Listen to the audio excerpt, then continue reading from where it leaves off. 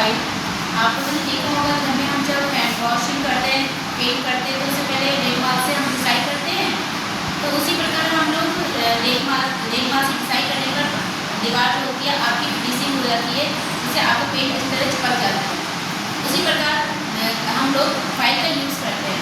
File का use हम चौक को छोटे छोटे कड़ों के रूप में या हर्षवर्धन औजार होता है। फाइल एक रेती, जिसे हम रेती भी कहते हैं, यह एक हर्षवर्धन औजार है। इसके द्वारा मेटल को छोटे छोटे कणों के रूप में निकाला जाता है। जैसे रेगमाल से हम छोटे छोटे कणों के रूप में निकालते हैं, वैसे ही इसी तरह इसके द्वारा हम छोटे छोटे कणों के रूप में निकालते हैं मेटल को। इसके द्वारा क्रिया को हम फाइलिंग कहते हैं। ठीक है, मटेरियल ये किसका बना होता है? ये बना होता है हाई कार्बन स्टील का। इसके जो भाग होते हैं वो निम्न प्रकार के होते हैं। एक पॉइंट, आगे के पॉइंट को कहते हैं, और जो हमारे यहाँ से यहाँ तक का होता है इसको हम फेस कहते हैं, जिसमें हमारी कटिंग लगी होती है। किनारे वाले भाग को एज कहते हैं, और ग्यारह भाग को हम लीफ कहेंगे। तो 11 भाग दिख रहा है आपको, ये सोल्डर कहेंगे और ये टैंक कहेंगे, और इसको हैंडल कहेंगे।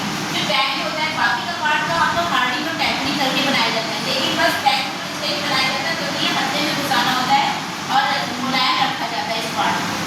ठीक है, फिर अब हम आते हैं, इतना ध्यान रखना जब भी हम कुछ लंबाई लेते हैं फाइल की, तो आगे की टिप से लेकर अंदर की लंबाई दी जाती है, उसी के अकॉर्डिंग हमारी फाइल की लंबाई दी जाती है। ठीक है, अब आते हैं हम वर्गीकरण।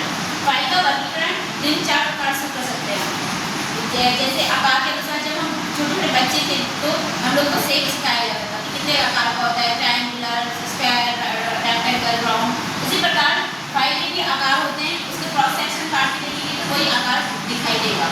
आकार के अनुसार की हमारा होता है फ्लैट फाइल, जिसे हम सीबेस फाइल भी कहते हैं, triangular files, knife file, knife edge files, round files, half round files, square file और hand files.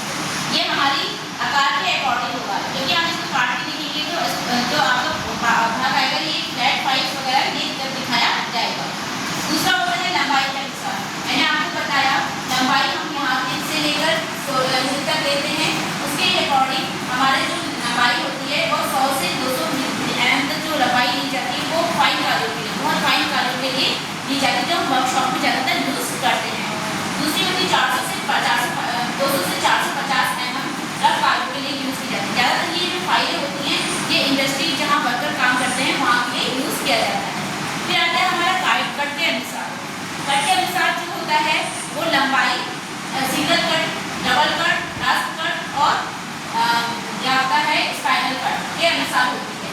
Single cut file में क्या होता है, जब सिंगल कट होती है, जब आपका सिंगल कट यहाँ से सिंगल कट होगा तो इसमें ध्यान रखना है जो इसका एंगल होगा वो 60 डिग्री एंगल्स पे होगा, 60 डिग्री एंगल्स होगा। लेकिन जब डबल कट हो जाता है तो आपका क्या होता है, यहाँ पर 70 हो जाएगा और यहाँ पर जो डबल कट होगा इसका एंगल हो जाएगा 51।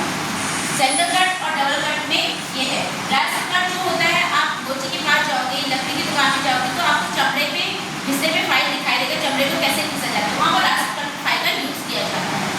फिर आता है आपका स्पाइरल कट।